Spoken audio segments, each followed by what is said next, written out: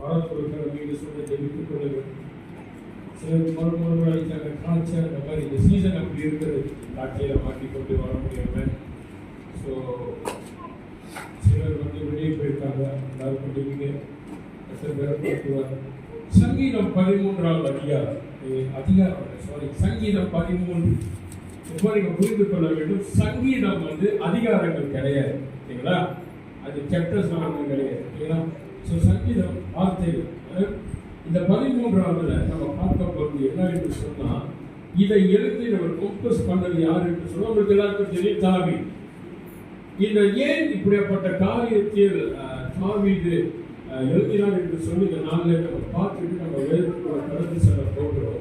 நீங்க 10வது சங்கீதத்திலிருந்து 12வது சங்கீதம் வரைக்கும் நீங்க சற்று கவனிச்சீங்க என்று சொன்னா போராட்டமான ஒரு சங்கீதமாக இருக்கிற தாவீதுக்கு மிகவும் ஒரு பெரிய போராட்டம் கடந்து செல்கிற சங்கீதமாக இருக்கிறது.